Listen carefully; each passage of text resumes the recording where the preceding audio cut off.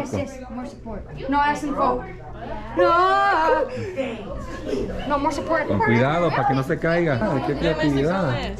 Ajá. So, ¿Qué pasó? you're from Mexico, right? See? All right, so in this video, I'm going to show you guys 3 really cool little fun icebreaker activities that you can do with your students. Any other resources that you might need for this are going to be found in the description of this video. Okay, so just head down to the description, click it, and you're going to have different links on there. So the first one that I did is having the students get in groups, and then they had to take off their shoes and try to build a structure, as you can see here, right? So the group with the highest structure was the winning group.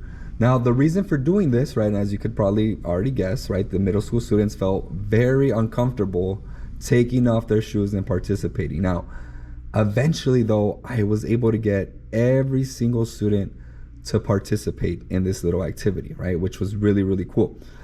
And that's the point, right? I want them to feel uncomfortable because at the end, I tell them, hey, if you can do this, if you were able to take off your shoes and be that vulnerable, there is no reason why you won't be able to do all the different activities that I have planned for this class, right? Because that's sometimes what happens, right? I do different little simulations and, you know, get the students out of their comfort zone. And it's important for them to be able to feel comfortable enough to participate, right? So one of the things that I do that day, which is usually not the first day, right? Maybe second, maybe third day of school, is I am the first one to take off my shoes.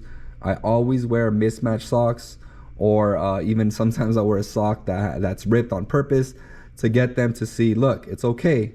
I'm being vulnerable with you guys right now. I have really ugly feet and it's okay. There's nothing wrong with this, right? And of course they get to keep their socks on, right? They don't have to take on their socks.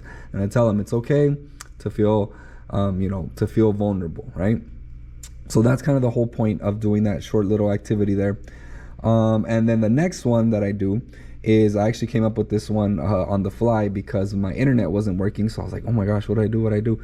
So I came up with this idea where I got a bunch of memes, and those memes again are in the link to them are in the description of the video.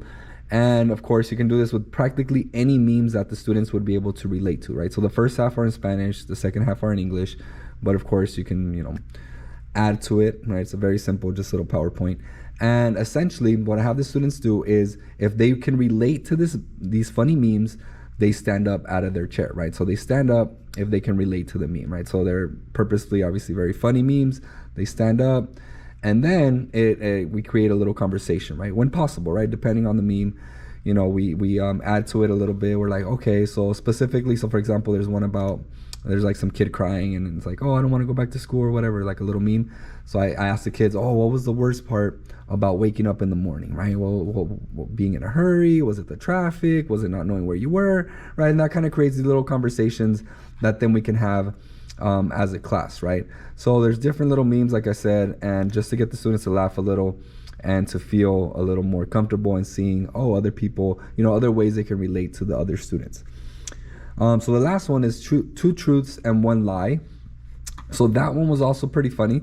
So this year, because of timing, I only got to do it for myself, right? So I'm the one that starts it off. I actually show a clip, you can just go on YouTube and find it, of Billie Eilish, I think is her name. It's called, when she was on Jimmy Fallon, True Confessions it's called.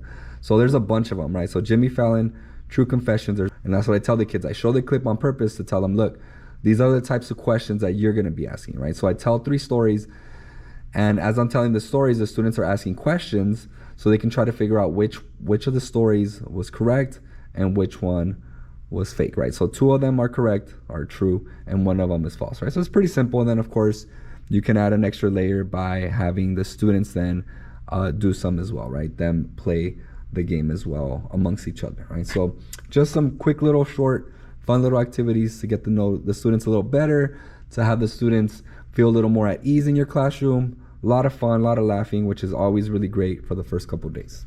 So like always, thank you guys for watching. Don't forget, everything is in the description of the video, and I'll see you guys next time.